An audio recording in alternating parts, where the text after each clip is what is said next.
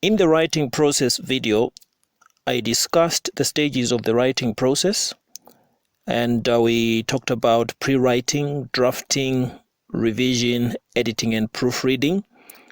And you can also add publishing. This is where you submit your text or your written work to your instructor or to a publisher. In this video, I would like to discuss these stages in more detail to show exactly what happens in each step.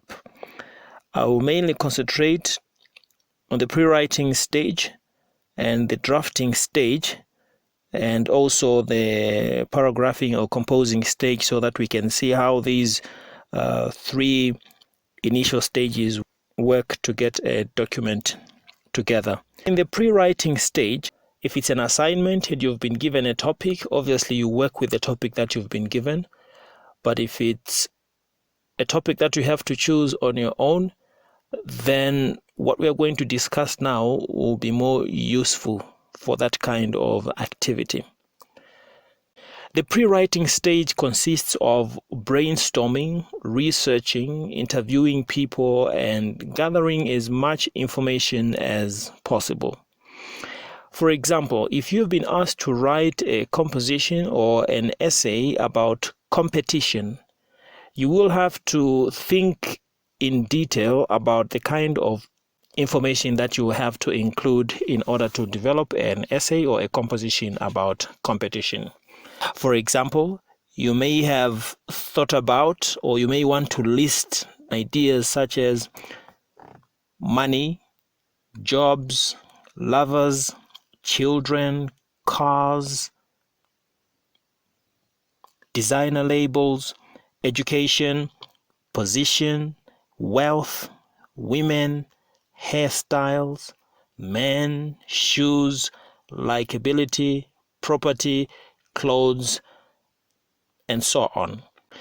So after you have brainstormed, the next stage now is to try and sort this information into categories, so that those categories begin to make sense, so that they can take some kind of recognizable shape. This sorting of information is what we call clustering. So all these ideas that we have listed in the brainstorming session, we cluster them into categories so that we can identify patterns or similarities among these particular ideas. So looking at the list of ideas that we have here, we can sort them out into three categories. In this example, I have used the category of appearance and family. So appearance and family would be category number 1, which comprises men, women, children, lovers, hairstyle, likability. The second category would be material possessions. And we can list the following items from our brainstorming: property, cars, money, wealth, designer labels, shoes, clothes. The third category would be non-material possessions, such as status, education, jobs, positions, or titles.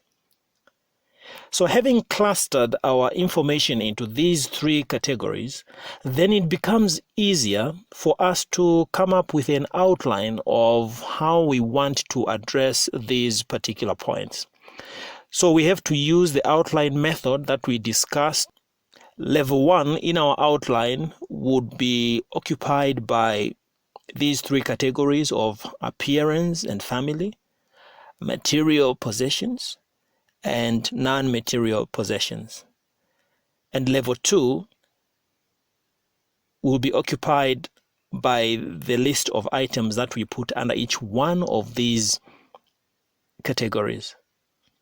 If there are any subdivisions that you as the writer intend to include in order to support these other ideas, you can include them as subheadings, as level 3, level 4, level 5, depending on how complex or how detailed you want your work to be. So having come up with your outline, then you can now begin the actual drafting or composing or the paragraphing stage. So here we are going to start obviously with the main idea of what our composition or essay is going to be about. So in this case, we say that the topic is competition. And we can begin by stating our thesis statement so that the reader can see and understand exactly what we are going to discuss. So our paragraphing or composing could start in this way. Competition is the act or process of trying to get or win something others are also trying to get or win. Competition among people revolves around the family, material possessions, and status. That whole paragraph there consists of our introduction to what we are going to discuss.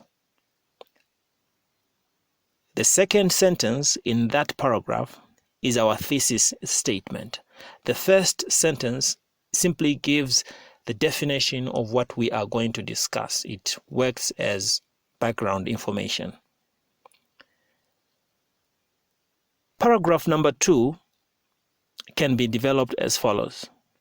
Firstly, the family has become a form of competition in keeping up appearances with their neighbors and those around them.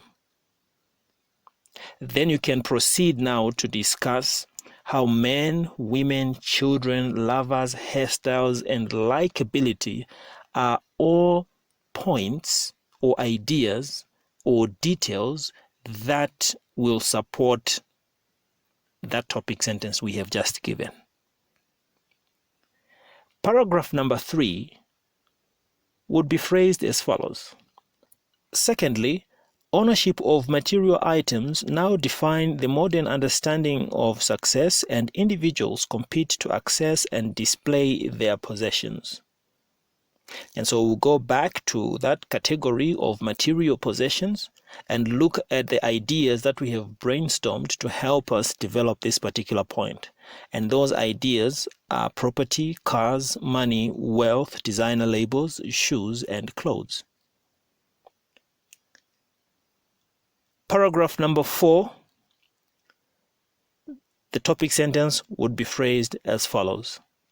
Thirdly, people in families, workplaces, and other social institutions compete for status.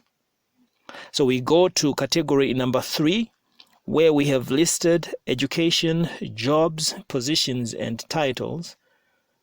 So the writing process therefore gives the writer material to work with.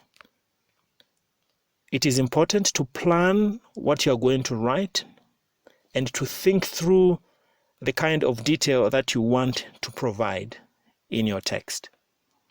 So pre-writing therefore serves to put ideas together, to list ideas, sort the ideas, cluster these ideas into categories, so that from these categories now you can design your outline, which is a map of how your essay is going to be developed.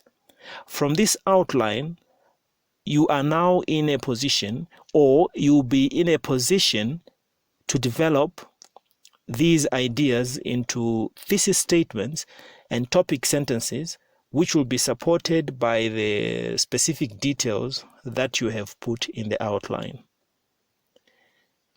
The remaining stages of the writing process, such as revision, only come when the essay or the text has been written, it has been developed to such an extent that it is now ready to be improved.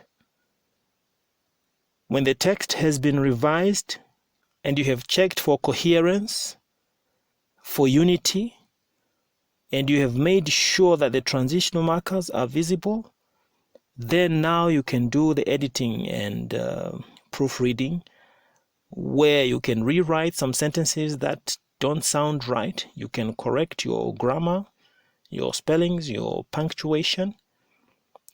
When all this has been done, The very last stage now is when you submit your work to your instructor if it's an assignment, or you can send it to a potential publisher if it is a commercial work.